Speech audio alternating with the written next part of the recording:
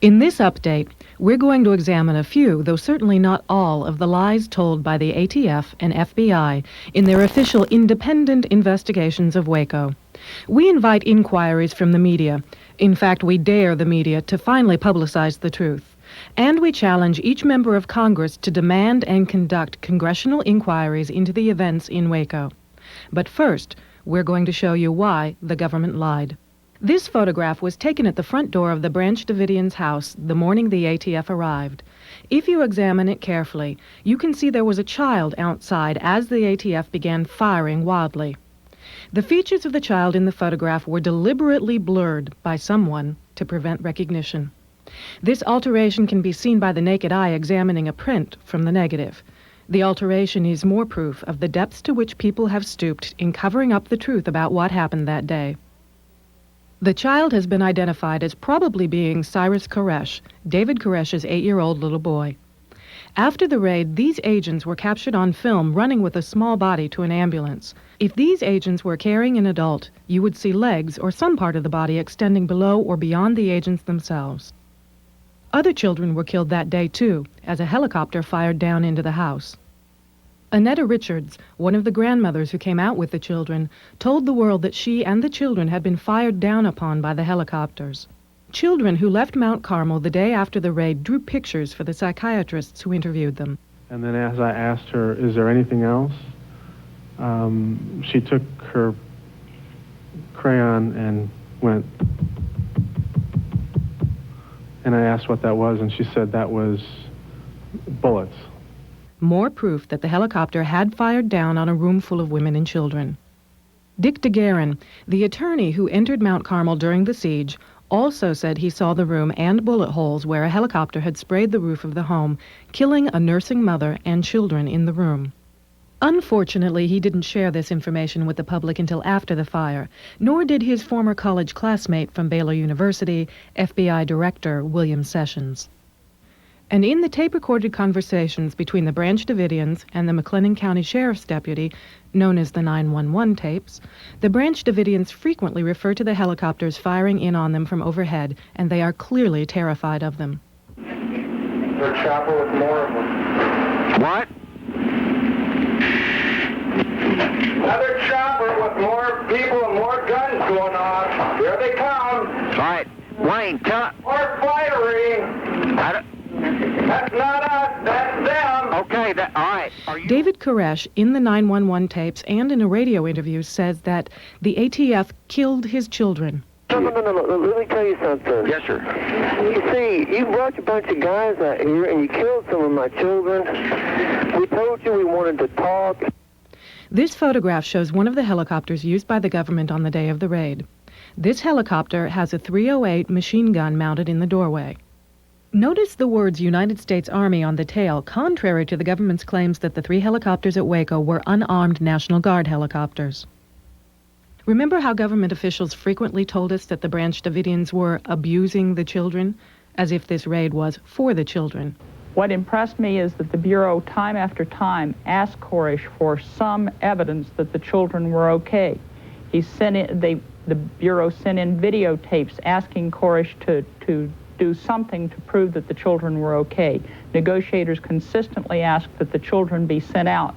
We did not receive verification that the children were okay. The report admits that Janet Reno lied when she told us that David Koresh had refused to send out videotapes showing the condition of the children.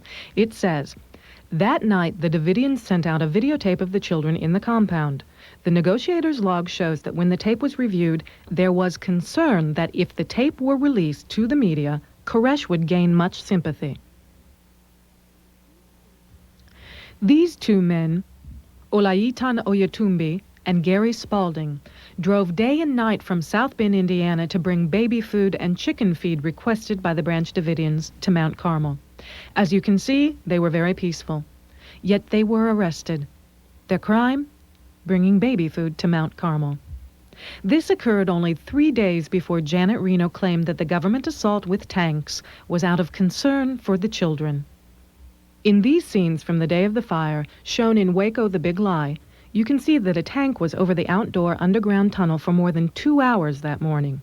You can see agents getting in and out of those tanks over the underground bunker. And you can see that smoke was pouring from the underground bunker less than 5 minutes before a tank smashed the end of the house. The tank collapsed the house down onto the trap door to the underground bunker. Anyone in that bunker was trapped. No one in the house would be able to run to the safety of the bunker to escape the deadly gas and flames. Autopsies showed that many children died of blunt trauma. On the Maury Povich show, Coroner Rodney Crowe told how those children died. 3 children had blunt force trauma, but it was from the falling concrete in the bunker that fell on them. There's an opening in the top of the bunker, 8 feet approximately in diameter, and large chunks of concrete fell on these people. 21 of them died of gunshot wounds, and the rest died of smoke inhalation and, of course, suffocation due to being buried in debris when the bunker collapsed. So now we know why the Treasury Department, the White House, and ATF and Department of Justice were so desperately lying to us all along. We were told every day that this raid, the gassing, the attack on the house, and the destruction of evidence had all been because of concerns for the children. We had concerns for the children. The big lie continues. The ATF is under the direct control of the Treasury Department. As head of the Treasury Department, Lloyd Benson would be ultimately responsible for any wrongdoing by ATF. Yet it was Benson who chose the so-called independent investigators. Each of the 3 so-called independent investigators Benson chose had been involved directly in the planning, execution, or cover-up of the police firebombing of the headquarters of a group called MOVE in Philadelphia that resulted in the fiery deaths of MOVE members in a situation similar to Waco. According to the introductory letter from Treasury Secretary Lloyd Benson to President Clinton, the committee's report was supposed to be a vigorous and thorough investigation of the events leading to the loss of law enforcement and civilian lives near Waco, Texas on February 28, 1993. But on the cover of the report, it doesn't say it is a thorough investigation of the events in Waco. It says it is an investigation of Vernon Wayne Howell. Even in the Treasury's report, which was not released until September 1993, the ATF persists in calling the Branch Davidian house the heavily armed fortress-like compound, even though by now we have all seen that the house was a simply constructed masonite exterior frame home. And on page 3 it begins, "in memory of," and then names each of the deceased ATF agents. There doesn't seem to be any question of whether this was going to be an independent or vigorous and thorough investigation of the events on February 28, 1993. The overall perspective for the raid was spelled out in an internal Treasury Department memorandum from Christopher Kyler, Assistant Treasury Secretary for Enforcement, to Mike Langan before the raid, in which Kyler matter-of-factly says that the agents will be raiding a Branch Davidian Seventh-day Adventist church. It doesn't get any plainer than this. They've spelled it out for us. The government set out to conduct a military assault on a church. This same memorandum specifically says that the ATF raid will be assisted by state, local, and military authorities. Again, spelling it out for us, every level of government participated in this military terroristic attack on a church full of 140 men, women, and children. The results of the supposedly independent investigation, known as the Treasury Report, were released September 29, 1993. It berated ATF leadership for failing to cancel the raid when they knew the ATF had lost the element of surprise. ATF Director Stephen Higgins and others were forced to resign, with full pensions. The ATF tried to make it seem that they were admitting error by blaming leaders for losing the element of surprise. And we had our plan down, we had a diversion down, all were put into effect, and they were waiting. What we had was someone who eliminated the element of surprise, which is what we needed, and in so doing, our agents walked into an ambush. The main problem we had, I don't believe is that we were outmaneuvered or outplanned. The problem we had is that we were outgunned. You know, they had bigger firearms than we had. They were able to shoot through doors, and due to that, you know, a lot of our agents were hurt. The ATF had the Branch Davidians under surveillance for over a month from the house across the street. They knew the land was completely flat. There could be no possibility of surprising the Branch Davidians with 100 men arriving in cattle cars visible from miles away. The Treasury report admits that ATF's own public relations person, Sharon Wheeler, contacted several Dallas television stations several days before the raid. The lie that the ATF lost the element of surprise was aided by the media while showing us this very edited piece of footage of the first day of the raid over and over, as an announcer would say, the ATF was met with a hail of gunfire. And just in case you somehow hadn't heard the ATF claim that the Branch Davidians were waiting for the ATF, within a week after Mount Carmel was burned to the ground, NBC television aired the government's official propaganda as a movie, showing Branch Davidians at all the windows with guns waiting for the ATF to arrive. If you have doubts that this was propaganda, consider that the Treasury report repeatedly states that U.S. Army Special Forces planned the raid and trained the agents. The ATF raid leader is former Special Forces, and even advisors to the independent investigators included Delta Force Special Forces. Then, get a copy of this Army Psychological Operations Training Manual, a how-to on propaganda that says that making a movie is an important element of military occupation. Another lie told by ATF in the official report says, on Wednesday, February 24th, ATF rescheduled its raid from Monday, March 1st to Sunday, February 28th, because it expected the Tribune-Herald to publish its Sinful Messiah series on Sunday. The warrants were signed on February 25th and expired on February 28th, the day the raid took place. The raid was never moved up a day, and these warrants weren't filed with the court until March 1st either. The ATF is lying when it claims they lost the element of surprise, and the ATF is lying when it says it moved the raid up a day so as not to lose the element of surprise. So were the Branch Davidians waiting for them, or is that a lie too? John McLemore is a reporter for KWTX Channel 10 television in Waco, Texas. Both he and cameraman Dan Maloney were present at Mount Carmel on February 28th, the day ATF raided Mount Carmel, and they claim to have filmed the scenes of the initial raid. In one of the first Associated Press newspaper reports that came across the wire services on February 28th, John McLemore is quoted as saying, "They came right in, parked right by the front door, and made a frontal assault on the building." Another article across the AP wires on February 28th said that, according to witnesses, federal agents hid in livestock trailers as they drove up to the compound. As 3 National Guard helicopters approached, the 100 law officers stormed the main home, throwing concussion grenades and screaming, "Come out!" There is no mention of any barrage of gunfire from the Branch Davidians in these first reports. And in actuality, the Branch Davidians reacted the way any American would react when his home was broken into by armed terrorists. They first called the police. They dialed 911. 911, what's your emergency? There are 75 men around our building. Okay, just a moment. In the tape recordings of these conversations, we can hear the fear and distress of Wayne Martin as he says, "Yeah, tell them there are children and women in here and to call it off." Brad Branch, a Davidian who was also interviewed by phone, described it this way. When they jumped out, David opened the door and put his hand out and says, "Now hold on, we have women and children in here." And bullets started hitting the door and all through the foyer, and that's when we slammed the door. The Treasury report also says Koresh appeared at the front door and yelled, "What's going on?" From that statement in the report, we have an admission by ATF that Koresh came to the door. The Treasury report next claims that the agents identified themselves, stated they had a warrant, and yelled, "Freeze and get down." Examining the official report for plans for the raid, there is absolutely no plan for any agent to first knock at the door or announce the agent's presence. The ATF planned the entire raid using dynamic entry teams, who were to burst through the front door, underground bus, and upstairs windows simultaneously.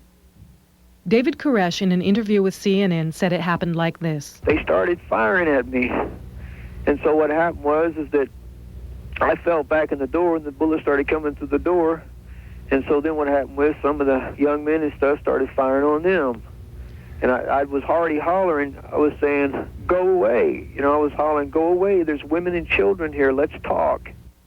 The Treasury report next says, But Koresh slammed the door before the agents could reach it. Gunfire from inside the compound burst through the door. The force of the gunfire was so great that the door bowed outward. Then gunfire erupted from virtually every window in the front of the compound. This photograph, taken by a Waco Tribune-Herald reporter, proves that all of these claims in the Treasury report are absolute lies. Since the door is still cracked open, it obviously was never bowed outward from the force of shots inside, which would have slammed the door shut before any bowing could occur. If any shots had been fired from inside, the exit holes of the bullets would have split and chipped paint and the outside of the door. The holes in the door are neat and uniform and are obviously holes made by bullets shot from outside by ATF.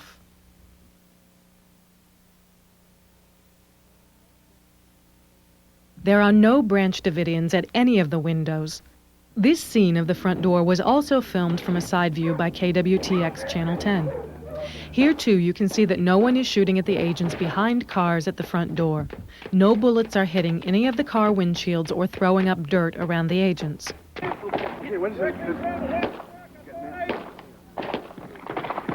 In additional footage of the initial raid that was released through the media, we see the agents climbing the ladders to the roof on the side of the house. These agents were supposed to be on the roof within 33 seconds after arrival, according to the plan.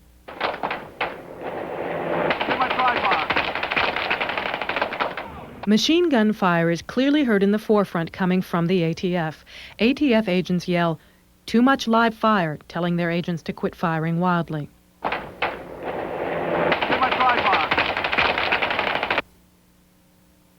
Many of these agents are carrying MP5 submachine guns and rifles.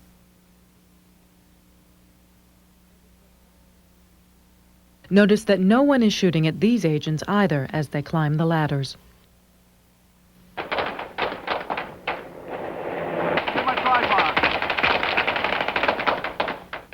Once on the roof, these agents do not come under fire, even as they laboriously break into a window on the roof, while a fourth agent lies on the roof. Listen carefully to the background sounds as we watch this again. A helicopter is close overhead, but there is a cut in the film from a close shot to a wide shot, and the helicopter sounds change abruptly. The ATF has claimed none of its helicopters had guns that day, but in each segment where a helicopter approached the house, we also found a cut in the tape footage.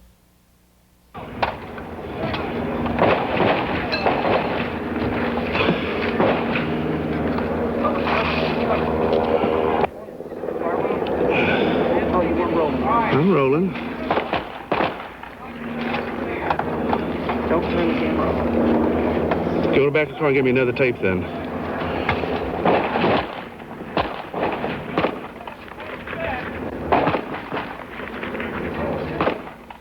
This agent is carrying a smoke grenade.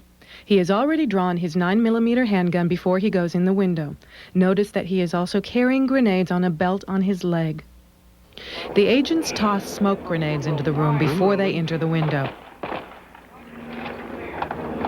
Don't turn the camera off. Go back to the car and get me another tape then. After these agents get in the window, there is an obvious glitch in the tape here, too. American Justice Federation did not make any of these cuts in the videotape. We are showing you the tape segments exactly as we found them. We can prove this tape was shown by other TV stations with exactly the same cuts in it. Reporters for KWTX Channel 10 in Waco, Texas, supposedly shot this video the day of the raid. The Vice President of News for KWTX Channel 10 is Virgil Teeter, and his phone number is 817-776-1330. Call him and ask why he has not released all the video footage to the American public, and why the footage that has been released has been so badly altered, and who did the altering. The film picks up again with this agent tossing something into the room. Tell me about what's going on out front.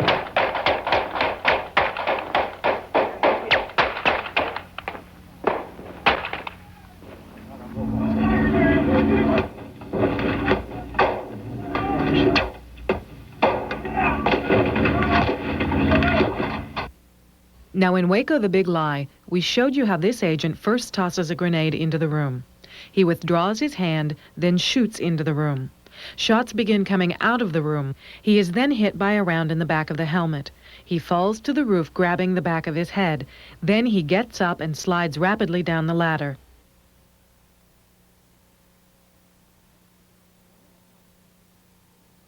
One of the problems with this tape footage is that the sounds do not coincide with what can be seen. Notice that in the segments immediately before and after this scene, you can hear a lot of noise in the background. I'm rolling. Don't turn the camera off. Go back to the car and give me another tape then.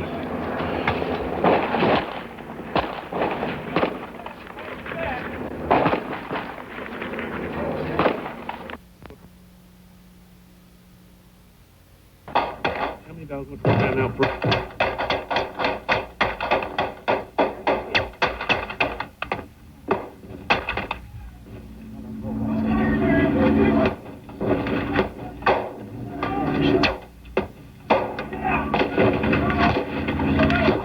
First, let's turn off the sound altogether and examine where the bullets come from. The agent tosses a grenade. He pulls back the curtain and fires into the room. Then shot 1 comes from inside the room. Shot number 2 comes from overhead. Numbers 3 and 4 come from inside the room. Number 5 makes 3 holes at once from the inside. 6 goes up from inside. The agent fires again. 7 comes from inside and strikes the agent. Shots 8, 9, and 10 come from overhead.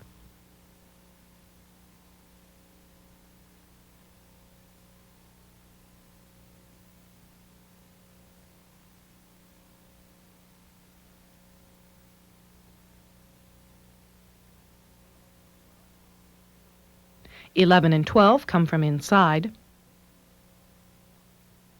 13 comes from out in the yard.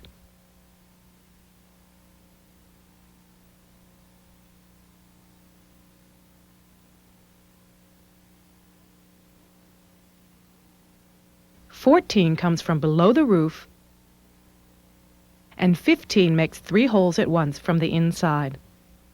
There are at least 6 separate weapons firing in this scene. The gun the agent on the roof is firing, the gun that fires the single shots from inside, the gun that shoots 2 3-round single shots from inside, the gun firing from overhead, the gun firing from below the roof, and the gun firing from out in the yard. These weapons should not sound alike, and they should not sound the same distance from the camera. Now listen to this scene with the audio as it was released by KWTX television in Waco, Texas. You can hear the sound of the grenade exploding, but after that, the bullet sounds are virtually identical, and there are places in the tape where there is absolute total silence, or the background noise cuts in and out, all signs of heavy editing. How many dollars would that now for?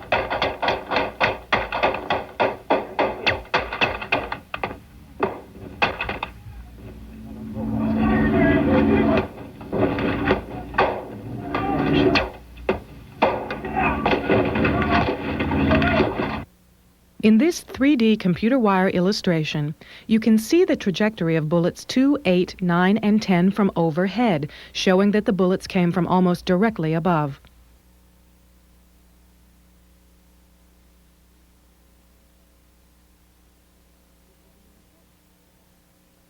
It will be important later on to know the locations of various objects in the yard.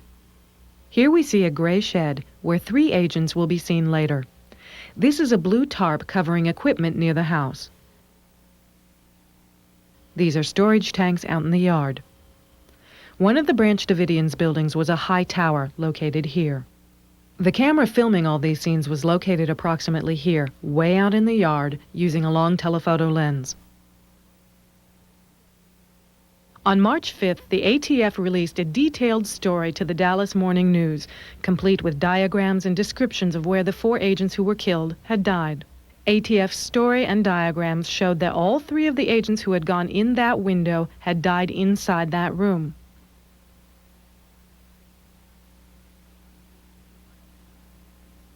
Unfortunately for ATF, Keith Constantino was later interviewed by Current Affair, and Constantino described 3, not 4 agents who went onto the roof and into the window.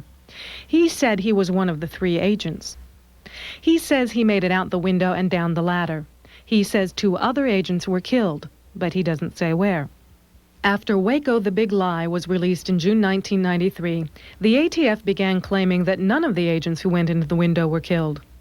The story the ATF comes up with for the final report claims there were actually 2 groups of agents going into 2 windows on the same wall. The ATF claims there was a 3-man team entering the east window and a 4-man team entering the west window. Keith Constantino is listed in the Treasury report as having been on the 3-man team. The agents who were killed are listed in the Treasury report as having been on the 4-man team. 4 agents can plainly be seen on the west side of the roof at all times. So yes, Constantino's team made it off the roof safely, but 3 of the men on the west side of the roof were killed. In this letter from Ronald K. Noble, answering a congressman's questions, Ronald Noble says none of the 3 agents who went into the compound through the second-story window were killed. The review found that the 4th agent neither fired his weapon into the room nor threw any grenades, diversionary devices, or any other item into the room. Conway LeBleu and Todd McKeon were on that roof. They weren't on Constantino's team, and they were killed. These photos of the ATF evacuating men from the roof were taken after a ceasefire was called after the Branch Davidians called 911. And in the scenes of agents being removed from the roof, one agent's body can be plainly seen where it fell, a trail of blood streaming down the roof. Watch this scene carefully. First you hear someone call Keith, and Keith answers, "Yeah," from the blue area. Was this Keith Constantino who fell to the ground from the roof? Shots are fired. A clank is heard.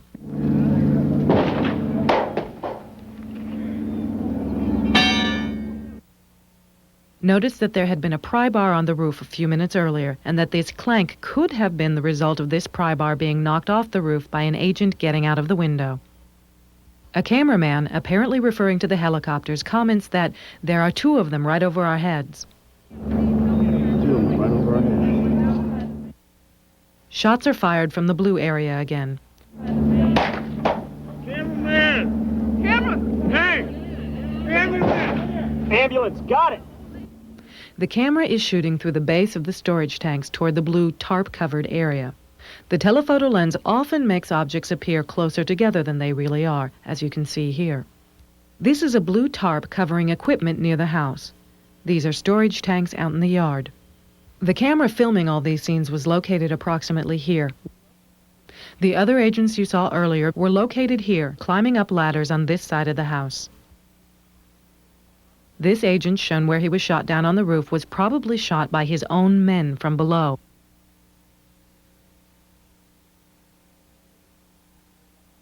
The trajectory of the bullets here are in direct line with the direction in which he fell. The 4 agents who were killed that day were Conway LeBleu, Todd W. McKeon, Robert J. Williams, and Stephen D. Willis. 3 of the 4 agents who were killed that day had been President Clinton's bodyguards during his presidential campaign. Clinton himself stated this in his address to the Treasury on March 18, 1993, and named these agents by name. The new head of the ATF is now John McGaugh, himself the former head of the Secret Service, and in charge of presidential bodyguards. 2 of the agents who were killed that day, Todd McKeon and Conway LeBleu, had appeared 18 months prior to the raid on the television program 48 Hours in a segment about the ATF. In the official report, all of the agents who were killed have an asterisk next to their names in the report. The asterisk means that none of these agents was treated at a hospital, but instead all were treated by a private physician. Not only did these agents have multiple wounds, but 3 of them had virtually identical wounds, a shot to the left temple that exited through the rear of the head, professional execution style. The autopsy on one of these agents also says a bullet fragment consistent with a 7.62 round was removed. A 7.62 NATO round is the same bullet fired by the machine gun in the helicopter you saw earlier. It would appear that someone in the government wanted to be certain these men were real dead. The autopsy notes that one of the agents suffered a deadly wound to the throat and a cut lip, which the coroner's notes attribute to an attempted field tracheotomy. Yet at trial, Nizam Pirwani, the doctor in charge of the autopsies of these agents, said this was a bullet hole.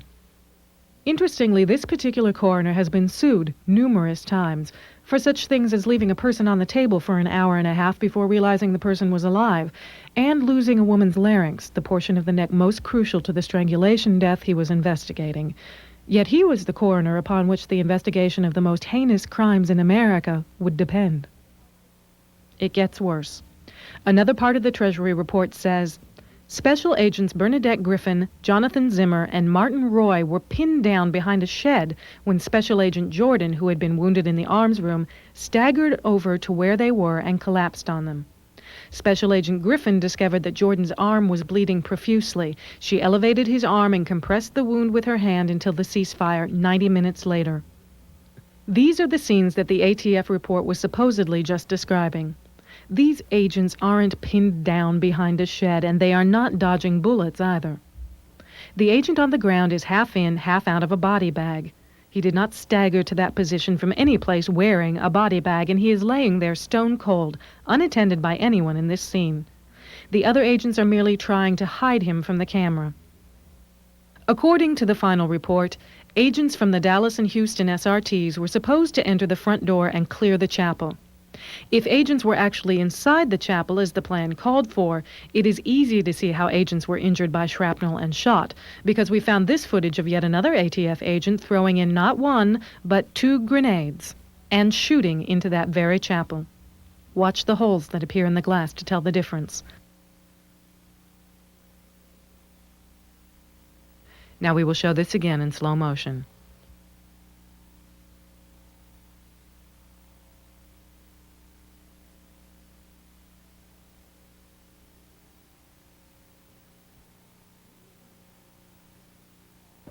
Many of the injuries the ATF received that day were shrapnel wounds.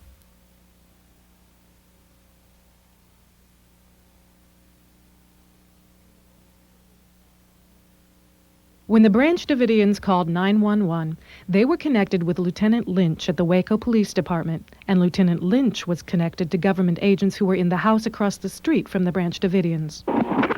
This Lynch. Hello? Hello?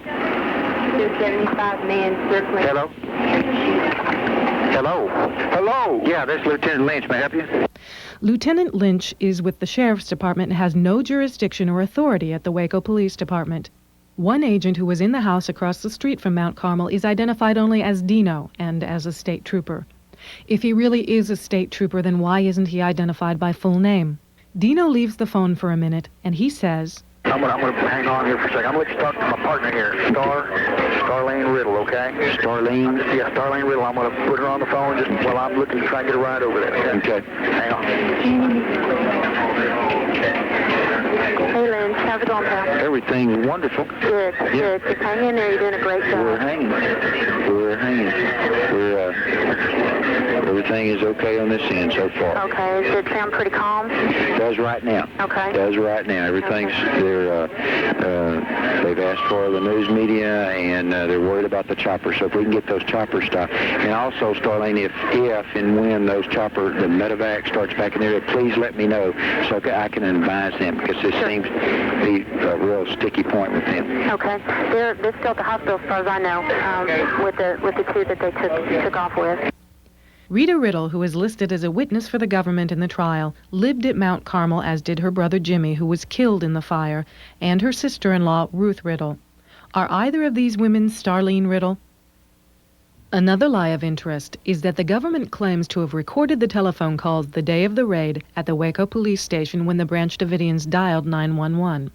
But listen as David Koresh dials 911. You can hear the 911 tones on the telephone.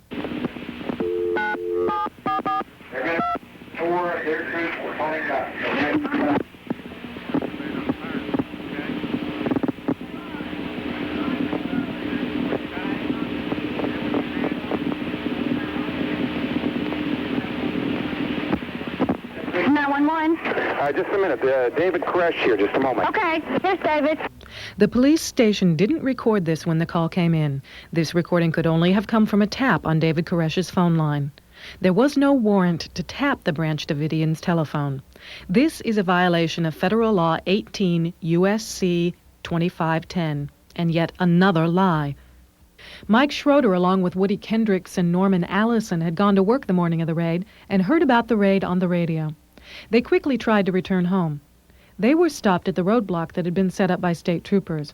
Obviously, they would have been searched before these troopers would allow them to enter, and if they were presenting any sort of threat, the troopers would have arrested them on the spot. Instead, the troopers allowed them to pass the roadblock and walk towards home. Mike Schroeder never made it. He was shot 7 times in the back. He wasn't even on the Branch Davidian property. He was some 300 yards away. His autopsy describes his wounds as having been made from distant sniper shots. However, the official ATF report claims that ATF agents approached the men and identified themselves, and that the 3 men began firing at ATF. Doesn't this sound familiar by now?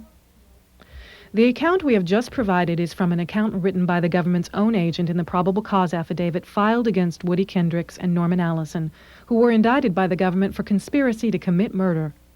Yet the report released to the news media by the ATF and the ATF's official report still claim that these men were trying to shoot their way out of Mount Carmel. Mike's wife and child were inside the house. He had been trying to go home when he was killed. Mike Schroeder's body was left outside for 5 days before it was retrieved with a grappling hook and carried off in a helicopter like a side of beef on a meat hook. In reading the report, each time the ATF is criticized for something it did not do but should have done, it appears to be merely a cover-up of what they did in fact do. Examples. The ATF is criticized for losing the element of surprise, which we have seen was not even an issue. The ATF is criticized for not using customs helicopters, who could have provided better communications and the ability to fire from the helicopter.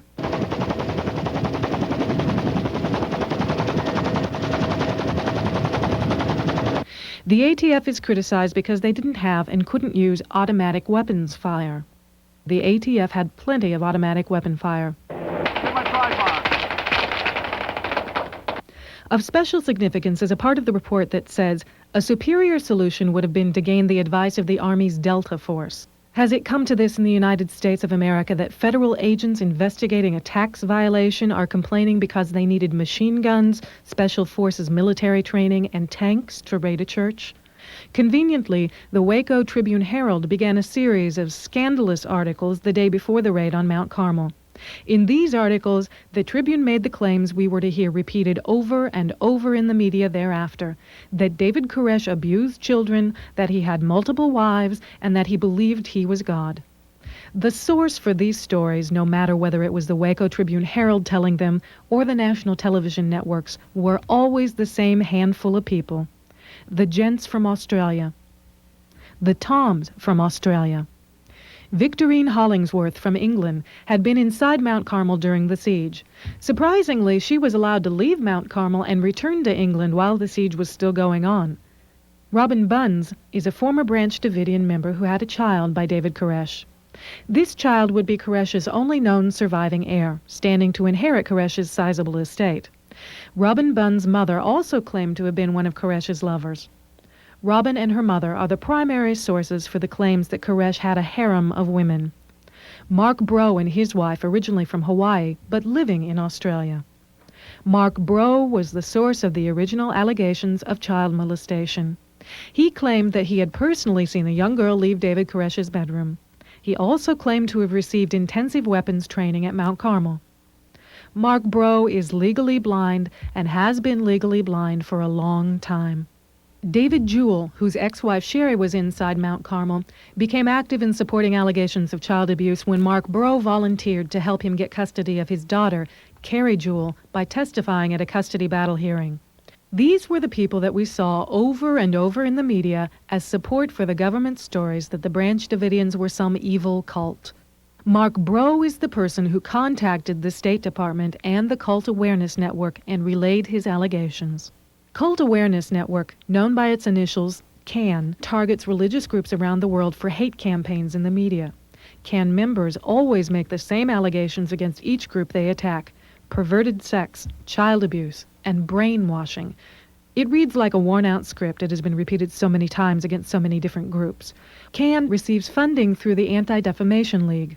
The Anti-Defamation League was recently indicted in California and Virginia for illegal spying on United States citizens and engaging in covert information gathering activities in conjunction with law enforcement personnel. By saying what CAN wants to hear, disgruntled former members quickly enlist CAN's aid and the media's ear. At the urging of these former members, it was CAN who had complained to Texas authorities that the Branch Davidians were abusing children. Even Sheriff Harwell of Waco knew that these allegations had already been investigated twice and found to be baseless. There was really no evidence of child abuse. It was only allegations. And again, I say today that we have not ever found any proof of any child abuse out there. Rick Ross, one of the Cult Awareness Network's so-called deprogramming experts, had continuous access to FBI negotiators. Shown here is an example of Rick Ross's expertise as a deprogrammer. Rick Ross is a convicted jewel thief and is presently under indictment for kidnapping.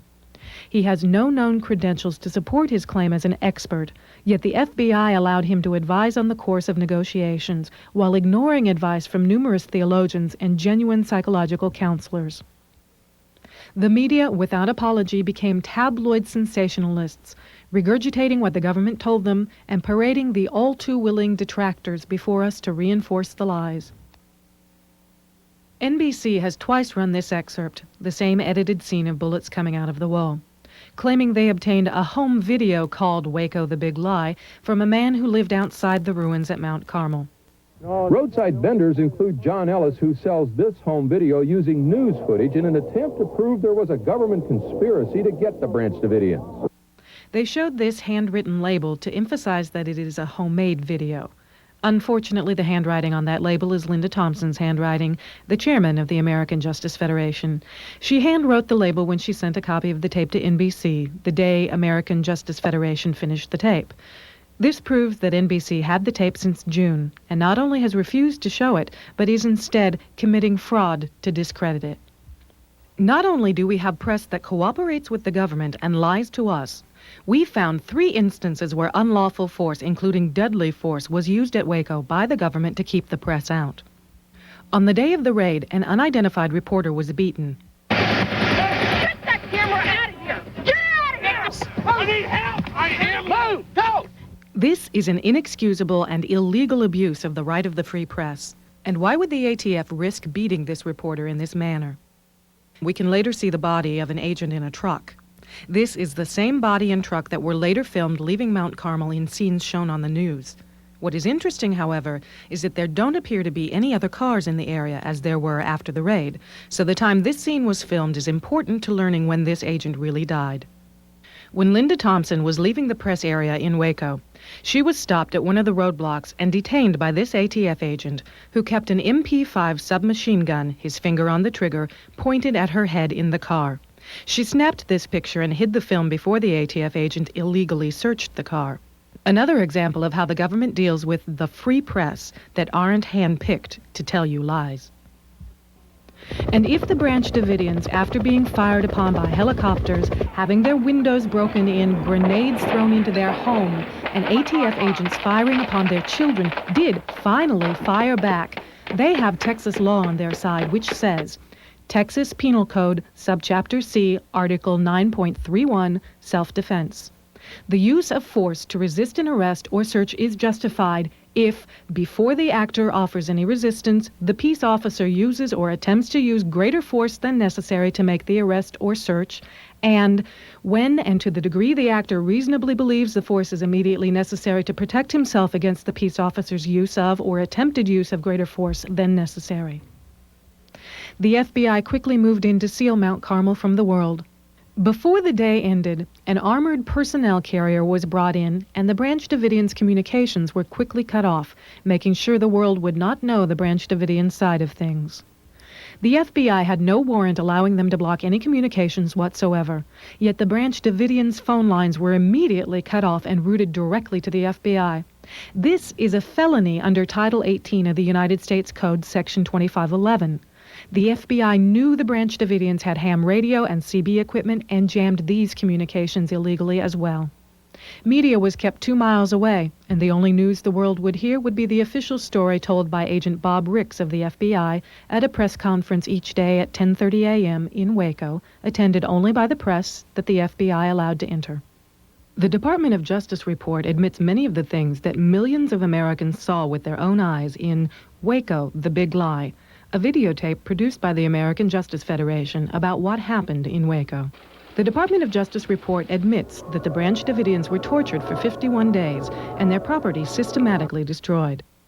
The night of March 21st and the early morning hours of March 22nd, the FBI cleared vehicles around the compound, played loud Tibetan chants on the loudspeakers, and used the external floodlights. Peter Gent was shot on top of the water tower. His body was left there for days. The government's report reflects that the government repeatedly refused the Branch Davidians' request to remove his body. The report admits that while we were being told the Branch Davidians wouldn't come out, the Branch Davidians were being told by the FBI that they could not come out. It admits that if anyone came out of the house, agents threw concussion grenades at them.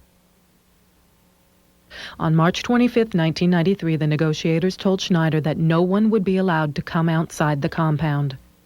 The Department of Justice independent investigation was no more independent than the Treasury report.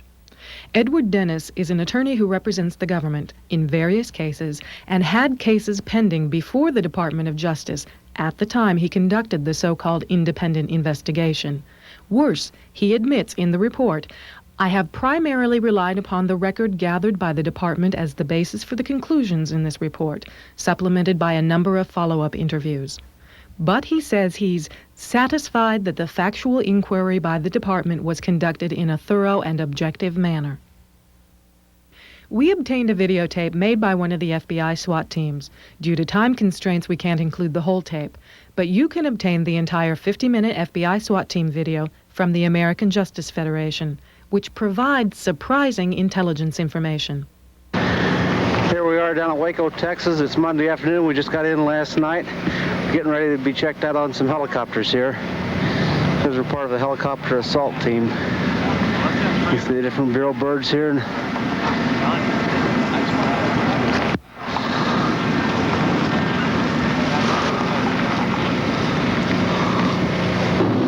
Camera, the thing's on. I wonder why I couldn't see anything. We're a big goddamn trouble, boy. Yeah. Had the cap on. Here we are. Waco, Texas, baby. Waco, Texas, Helicopter City, getting ready to go out on an operation here. Yeah. Training mission. You wave for the folks back home there, boys. Hello from Waco. Good morning, See another one of the birds getting ready to go up. We're going up with an 8-man team. 4 people in each bird.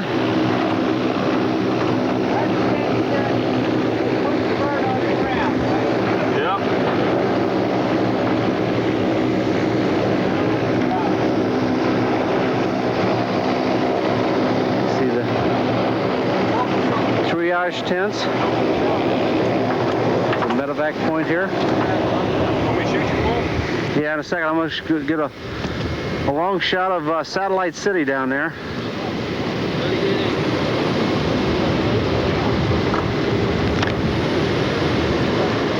There they are.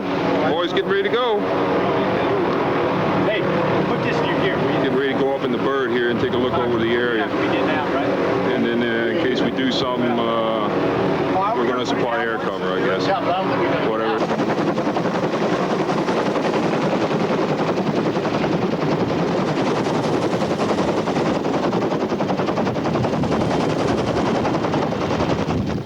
Was the FBI posture one of concern for the children? We found this candid interview with an FBI agent the morning of the fire particularly insightful. Quite a specimen, I tell you. I just, in all my years involved with SWAT, I've never seen a gentleman like this that I've learned so much from in just the short time I've been around him. It's just awesome is about the only word to describe him. Honed to a fine edge, honed to kill. The techniques used on the Branch Davidians are well-known brainwashing techniques. Cut off all communication with the outside world, all utilities, all food supplies, and subject the person to extreme stress. Lights, noise, tanks charging the windows, and constant propaganda on loudspeakers. As this tape segment from BBC reveals, various psychological weapons were available to the Justice Department and were examined for use on David Koresh.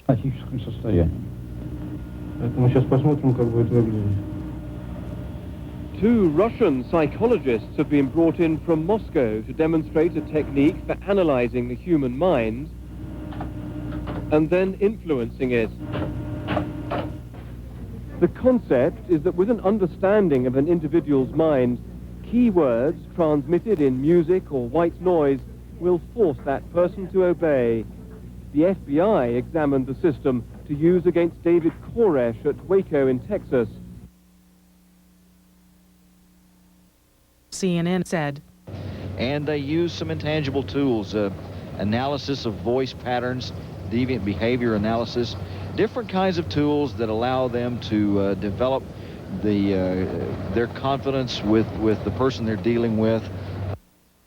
In November, Janet Reno was a speaker at a secret conference on this type of mind control weapon and other so-called non-lethal weapons, including weapons such as laser guns designed to blind, extremely low-level sound waves that can cause violent debilitation, and microwave radiation weapons. This in the United States of America. How many of these weapons were actually tested on the Branch Davidians? The FBI SWAT team video captured the sounds of one of these psychological warfare devices. Here we are, it's Wednesday afternoon. We're here at the Y intersection. It's a checkpoint at the Y.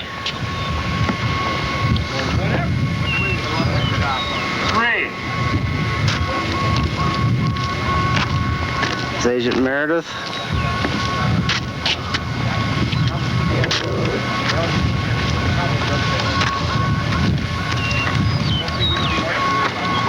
See the Davinian compound is straight up ahead there.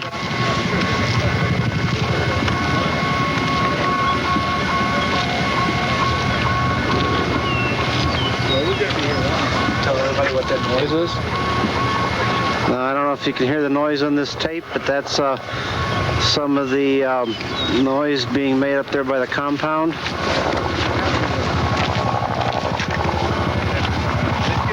You hear a helicopter off in the distance there. This footage is from the FBI SWAT team video. It was a piece of equipment used by the FBI. We have included this footage in hopes that someone can identify what it is.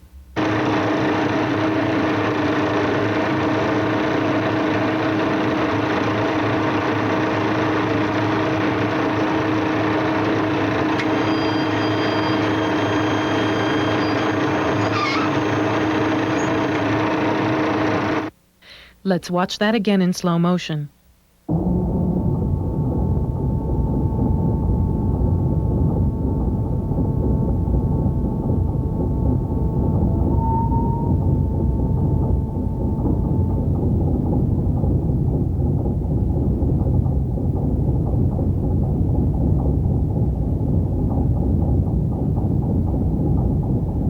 As much as 10 days prior to the fire, a government agent is seen testing the wind using a smoke grenade. The government, as usual, claims this too is a Branch Davidian. If so, it is a Branch Davidian dressed in a dress shirt and slacks who casually meanders around the yard about 50 yards from the house in full view of the armed federal agents surrounding the house. What of the final day of the fire?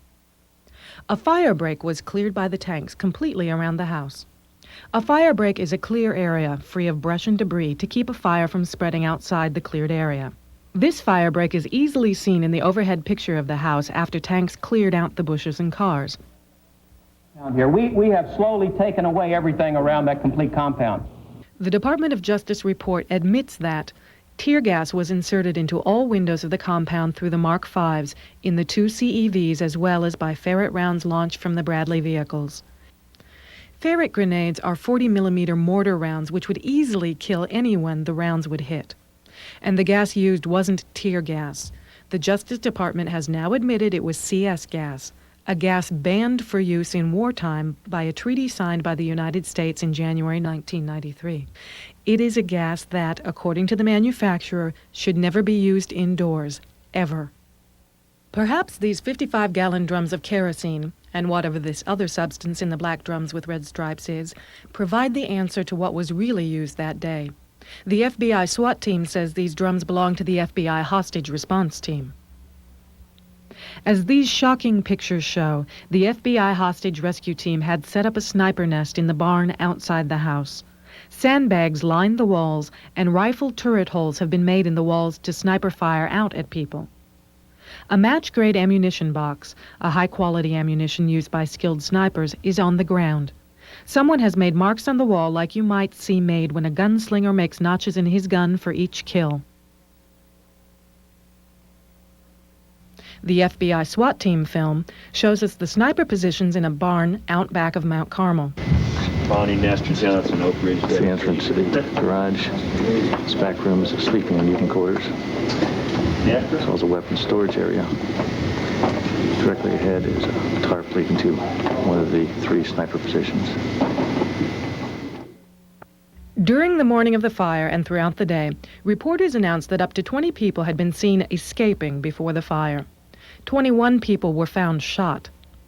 With our long-range camera, we did see some people scurrying out. We couldn't tell how many.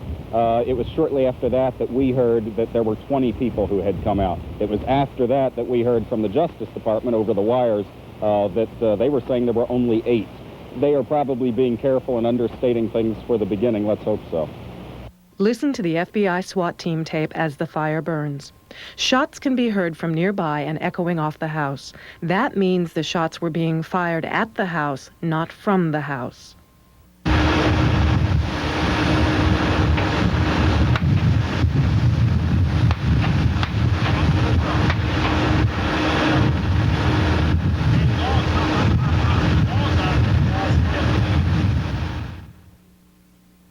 One reporter heard a gunshot in the distance, which can clearly be heard on camera, too. Did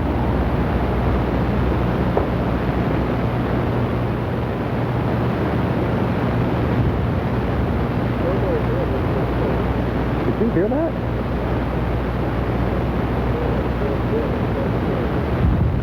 I don't know.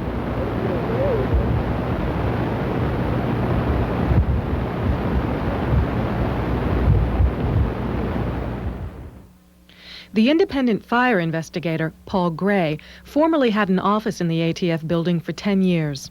He carried a card that said ATF Fire Investigator on it. His wife is employed as a secretary for the ATF, and he attended the funeral of one of the dead ATF agents. He found that persons inside the house started the fire. This now well-known scene of a flame-throwing tank was shown in Waco, the Big Lie, and occurred at approximately 11:40 a.m. the morning of the fire.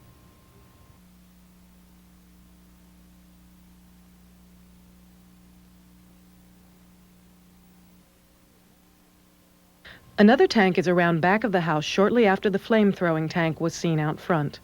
You can see flames coming from this tank, too.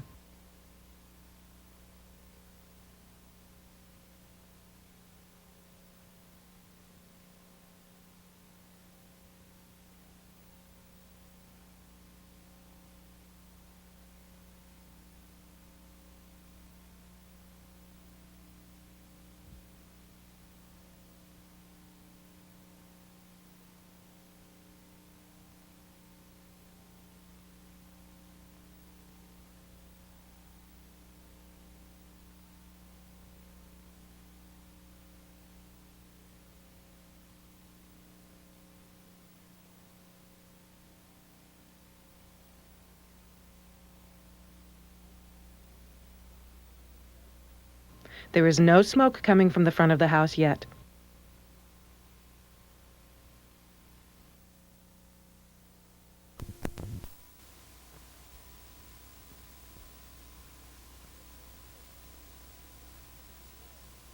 Shortly afterwards, smoke is seen coming from the back wall where the flame-throwing tank had been a few minutes earlier.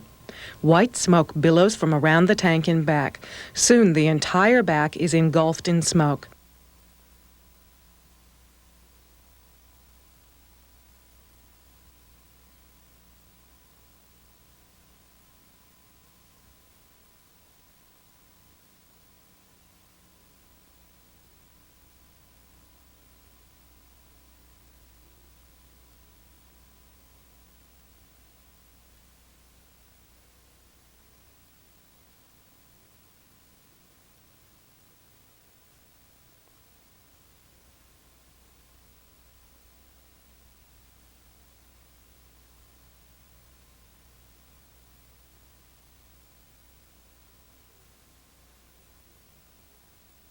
The front window was the last of these 3 fires to begin burning.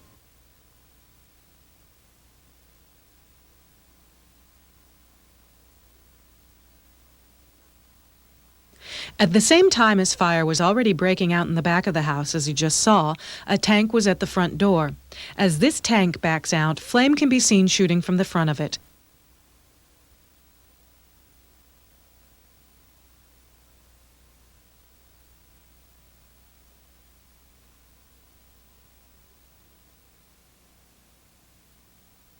Let's look at that again.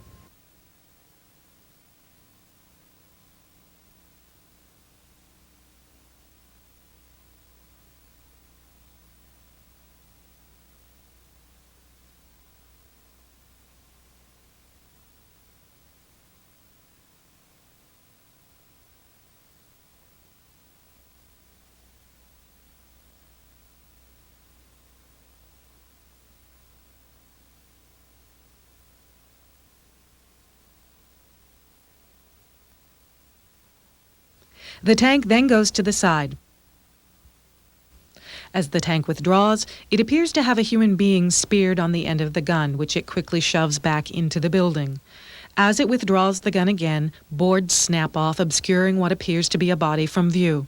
Notice, however, that the board and the back of the body, or whatever it is, are on fire. We'll show that again.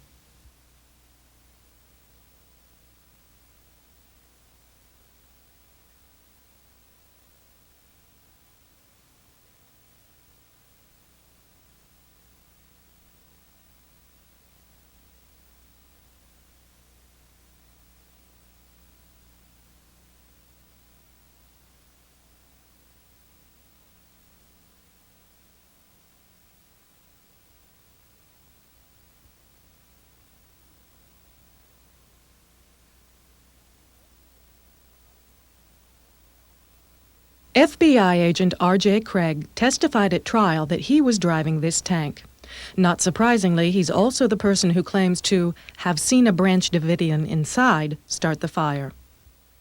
In an interview conducted by a private individual at the ruins of Mount Carmel with one of the men who was driving a tank the day of the fire, the tank driver said he saw what appeared to be an FBI agent inside the house. Tell me what happened the day of the Mount Carmel fire. Well, the guard got the orders early in the morning, actually the evening of the 16th, that we were to come down here to mobilize. On the morning of the 19th, as you all know, we started a bombardment by the orders of the Attorney General and the FBI and ATF, saying that this had to be taken immediately. Their story was they were supposed to help these people out and save as many as they can. I'm going to have to get this right up here because the wind's blowing it so hard. The orders were to, of course, shoot tear gas into the buildings. We were supposed to hit it from 4 corners of the compound, and after we hit the water, there was a sign about, I guess it was about 11-something that morning when we saw the fire start at one of the southeast corners. And we saw somebody wearing a black outfit similar to ATF and FBI, but, you know, we can't say what it was. Did you see the letters FBI on it by any chance? What I saw letters which looked like it is all I can tell you, because you're looking from a little porthole, you know. And after that, it was just amazing. The whole thing just went up. Both the interviewer and the tank driver's identities are known to us, but we are keeping that information confidential for their safety. At trial, an FBI hostage response team agent, Kenneth Lancaster, claimed to have seen a Branch Davidian who looked like Elvis. Perhaps he was referring to this agent on the roof. Lettering is barely discernible on the back of his jacket. He also has a device of some kind larger than a gas mask. As he jumps down from the roof and walks away, his head and hair appear quite tall from the fireproof Nomex hood he was wearing.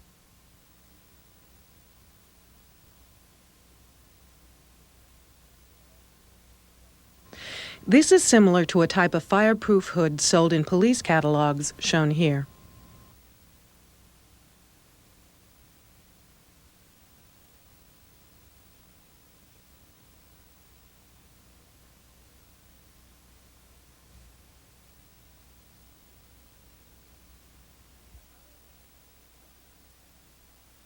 As the fire burns, watch as this tank backs out and the area above the gun simultaneously begins to burn.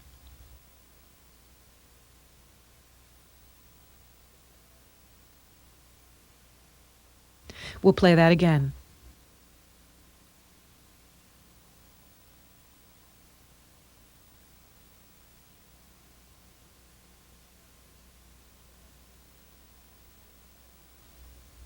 A tank can be seen through the trees, shooting flames to light a portion of the building that isn't burning.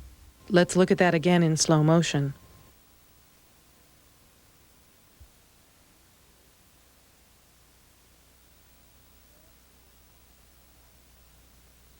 Before, during, and after the fire, agents can be seen coming and going around the house.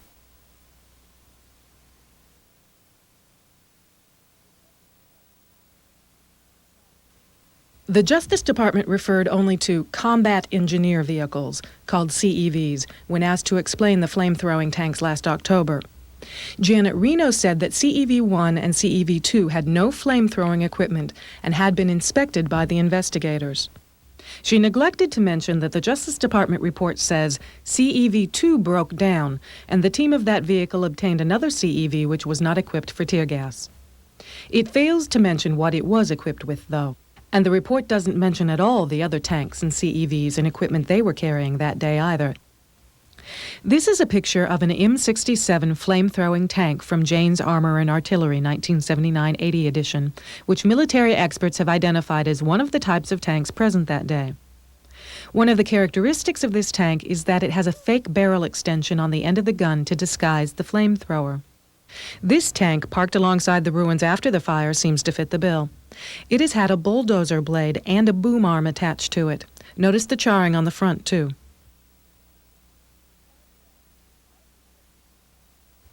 Besides that, in the Department of Justice report, the government absolutely, positively, and unequivocally asserts that it did not accidentally set the fire by knocking over any lanterns. Someone was certainly worried that the public was learning the truth. The government was taking a serious beating from public outrage after Waco, the Big Lie, was released. And we've seen an example of police state America in what happened at Waco when they used flame-throwing tanks and CS gas against American citizens, which is against the United States law.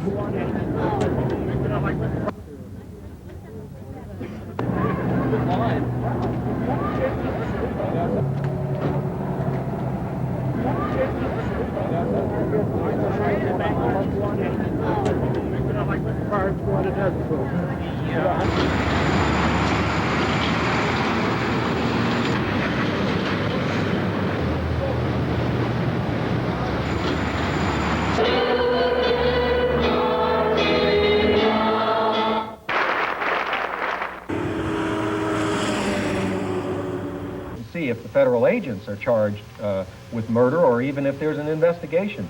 Let me let people know that we will have a complete showing as soon as we go off the air. Stand Up America, this is Dave Frank, and welcome. Going in the senator's office to inform the senator of the facts.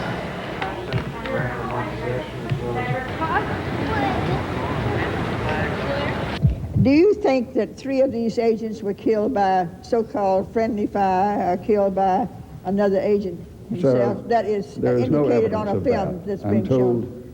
there's no evidence of that they do not believe that any of them were killed by friendly fire, that it all came out of the compound. You don't believe this video film that's being shown around indicates that? No, I do not, and the investigation does not concur with that. A discussion about the Wendy Thompson video, leading to speculation in some quarters that the government either inadvertently or by design ignited a fire at the compound. The report deals with that video in some detail and dismisses that speculation. Yet it draws no conclusions on the video. It appears to show flames coming from the front of the tank. If those aren't flames, what are they? What's your conclusion on that? We've seen the video, and obviously it raised our eyebrows and caused the same concern with us as it did with, I'm sure, any of you that have seen it. We have submitted the video for expert analysis to a university, a local university at the University of Maryland. I can only tell you what they've told us preliminarily, and so that this is very preliminary. First of all, as I'm sure you'll see in the report, is the vehicles were not outfitted with any type of flame-throwing capability. Secondly is that the only way that a flame could have come from the front would have been through some type of busted hydraulic line or something like that. We looked for that. We did not find that. Yet, hang on just a second, yet you still see something. I'll be the first one to concede that. You see something. We have asked the experts to take a look at it and to come back with another independent assessment, which you will get. That's forthcoming, because we only got the tape kind of laid on in this whole process. The preliminary assessments are, and I want to stress preliminary, are that there were dispersal agents that were used to disperse the gas. And when I say gas, really, CS gas is not truly a gas. It's a particulate. And so it's like a powder that falls on an area and spreads out. It takes a dispersal agent to then project it into an area. The dispersal agent used in this was a gas, carbon monoxide and something else that was heavier than air.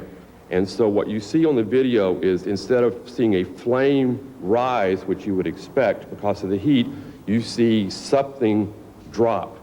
And the preliminary opinions are that that is the dispersal agent, which is, by the way, is questionable whether that's flammable, but the general consensus is it's non-flammable. And apparently that is a light, perhaps it's dust, perhaps it's a defect in terms of the way the video was taken, and it's the dispersal agent falling to the ground. Yes, sir. Some people at R&D, military sources I've showed that video to, have told me that that's not a conventional vehicle, that it was, to use their words, jury-rigged at Fort Hood for the express mission at hand in Waco. That's generally true. Is that correct? It was, it's a boom that was rigged. There were two vehicles. It was CEV, Combat Engineering Vehicle 1 and 2. CEV 1 was rigged with a boom to be able to insert gas into the second level, CEV 1 into the first level. Were there any safety parameters and performance standards established for that vehicle before it was taken to the site? I'm not sure how to answer your question on that one. I mean, did this boom in any way alter the vehicle's already known safety standards? Is, to the best of my knowledge, the answer to that is no. It in no way altered. Contributed or possibly caused an ignition source because they didn't know its performance standards. We looked at that, and that's what we addressed in the report. We had the people take a close look at that vehicle, the very same one. We saw no problems, no indication of fire, first of all, and we saw no busted fuel lines, no change capabilities. We looked very carefully at that vehicle, and we saw nothing like that. You don't think that was flame at the front of that tube in the video? I don't know what it is. I have to be honest with you. At this moment, I don't know what it is. There's other video that's taken from a... Okay, I'm sorry. Go ahead. And let me say one more thing just to finalize that. The fire did not start at that location, and that video that you saw was taken approximately 30 to 45 minutes before the fire began, and the fire did not start at that location. The nagging trail of implication to special forces just keeps popping up. Soldier of Fortune magazine claimed the flames on the flame-throwing tank were mere reflections. This magazine's principal advisor is Colonel Beckwith, founder of Delta Force, and the editor, Robert K. Brown, is former Delta Force as well. Reed Irvine of Accuracy in Media made the bald-faced claim that the flame-throwing tank in Waco the Big Lie was doctored. He declined an offer to have the footage analyzed. He, too, writes for Soldier of Fortune magazine. Bo Greitz, former Special Forces and a self-proclaimed patriot, was the first to claim the flames on the tank in Waco the Big Lie were just a reflection from debris, and that the CS gas caused the fire. Tom Donahue and Ron Engelman, radio announcers who were fans of Bo Greitz, made the same claims, as did Carl Wigglesworth of WOAI Radio in San Antonio. Wigglesworth brought in James Pate of Soldier of Fortune to ambush Linda Thompson on a radio program. 2 weeks before the Branch Davidians' trial, a tape suddenly surfaced that claims to show that the scene you just saw was only debris on the tank, not fire, and that the fire was accidentally set because the tanks accidentally knocked down a gymnasium wall, causing a collapse of the gymnasium, knocking over a lantern. We call this the Mrs. O'Leary's cow theory of the fire. Soldier of Fortune magazine, in its February 1994 issue, touts this tape and reproduces these pictures. In the first infrared picture from the tape, which Soldier of Fortune claims proves the gym was collapsed before the fire began, There is an arrow pointing to an area where the tape claims that half the gymnasium appears to be gone. However, under the letter A, there should be another building, but that building is gone too. Between the front of the house and the gym, there should be 4 other buildings, but they are missing too. And look at the area where the gymnasium is supposedly collapsed. There's no roof line, no outline of the foundation, nothing. Only what looks like rubble bits. This picture doesn't show a collapsed gymnasium. It shows a completely missing gymnasium, just like the other 5 supposedly missing buildings. The second infrared picture, taken a few minutes later, is taken from a different angle. The building that was missing under the letter A in the first picture is now visible. All of the buildings between the front of the house and the gymnasium are visible too. What caused the gymnasium to disappear and all these other buildings to disappear is distortions in the infrared film and clouds between the source camera and the building. There's no mystery and no missing gym either. Soldier of Fortune claims their experts agree with this tape. Some experts. And the O'Leary's cow tape claims that the fire began in the gym and that there was a natural progression of the fire. As these easy-to-see pictures clearly show, the gymnasium was one of the last buildings to catch fire, and it is still plainly standing more than 20 minutes after the fire starts.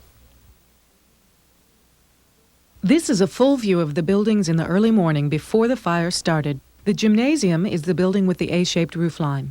Notice the A-shaped roofline is facing you.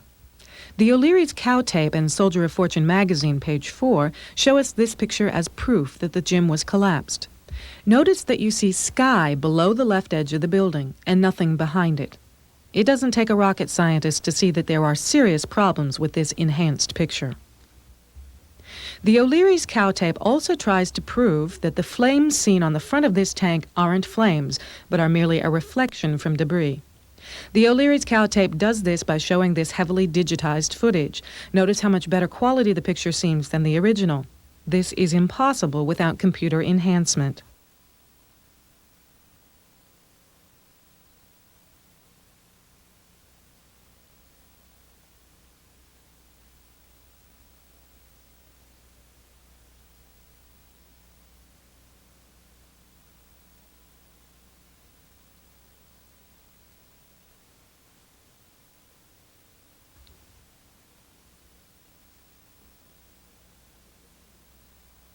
The source for the pictures publicly admitted that he had digitized the pictures. Even in the O'Leary's cow tape digitized picture, though, the flame can be seen while the tank is still in shadow. No reflection can create a light source in shadow. And better yet, the government's infrared pictures show a tank out in the yard at exactly the right time that plainly has a bright, hot spot across the entire end. Like fire, maybe? And in the O'Leary's cow tape, they ignored these proofs of the flamethrower visible in their own footage.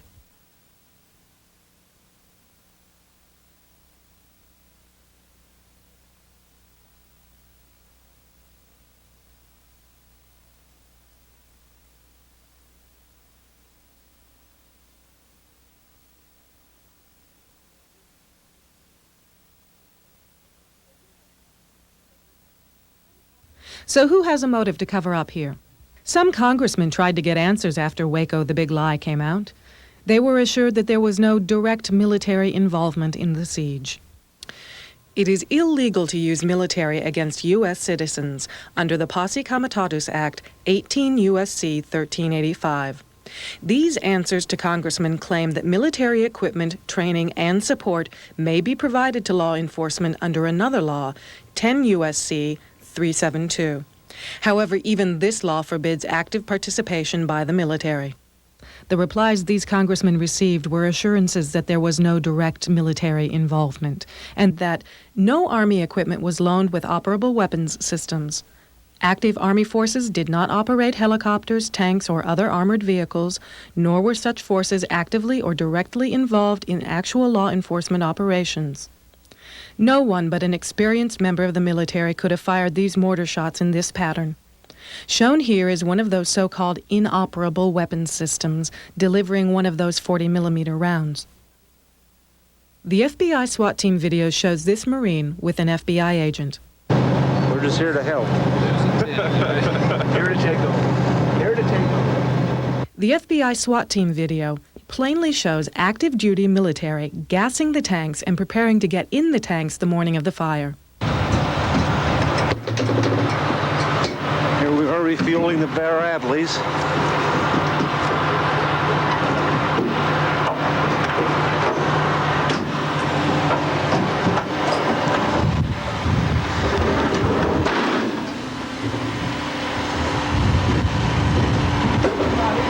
Any problems? No problems at all, no.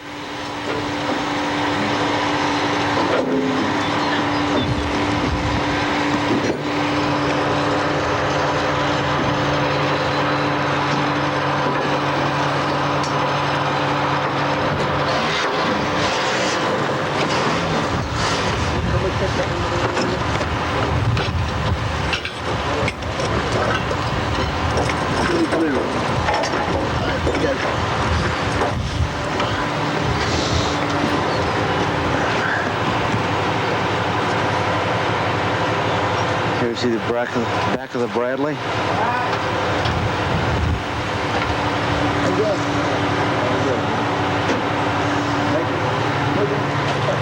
One more day at this motherfucker, not much to have. Yeah. Too many chiefs out here.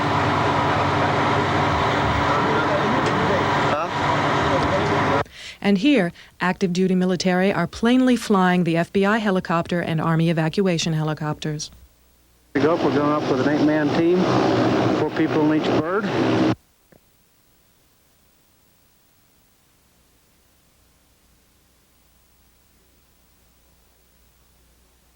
Here is one of those so-called inoperable weapons systems.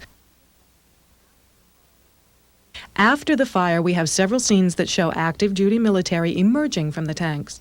Many are wearing dark maroon berets, just like those consulting 7th Army Special Forces from Fort Bragg wear.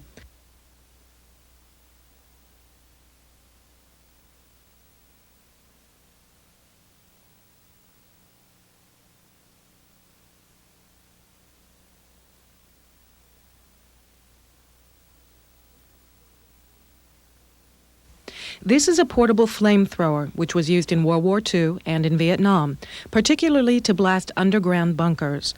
The tanks are worn on the agents' backs, similar to what can be seen in these pictures during the siege at Waco.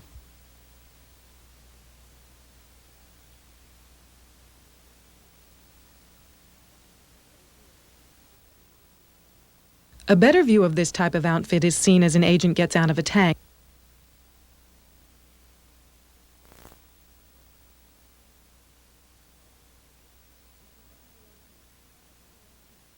The camera cut away here, but when it returned, the agent is being assisted by another agent.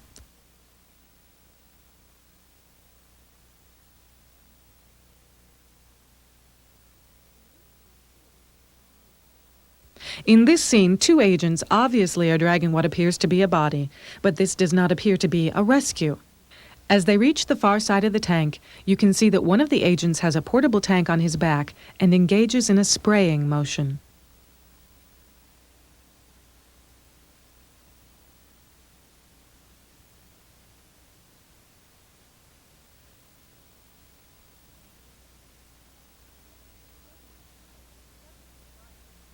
Suddenly, fire flares up. This is a thermite bomb. Variations are known as incendiary grenades.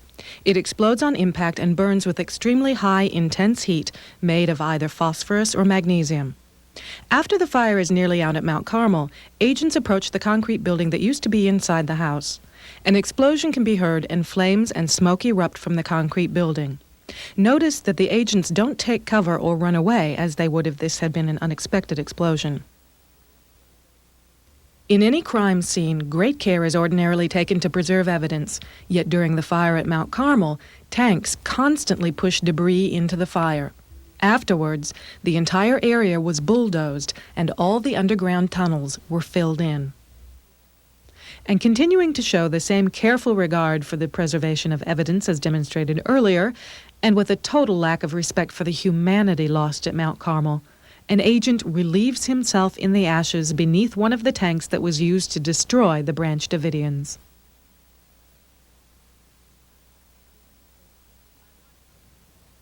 Ironically, that night, as Mount Carmel still smoldered, President Clinton spoke in Washington, D.C. at a dedication of the Holocaust Museum dedicated to the people tortured and murdered by the Nazis in Germany. It is especially ironic that the Branch Davidians were attacked the same day, 50 years later, that the Nazis had attacked the Warsaw Ghetto in Germany. And it was 50 years to the day after the Nazis burned the Warsaw Ghetto that Mount Carmel was burned to the ground. As Bill Clinton commemorated the memorial, he said, "The Holocaust began when the most civilized country of its day unleashed unprecedented acts of cruelty and hatred abetted by perversions of science, philosophy, and law. A culture which produced Goethe, Schiller, and Beethoven, then brought forth Hitler and Himmler, the merciless hordes who themselves were educated as others who were educated stood by and did nothing. Millions died for who they were, how they worshiped, what they believed, and who they loved." Was he talking about Nazi Germany, or was he talking about Waco, Texas in 1993?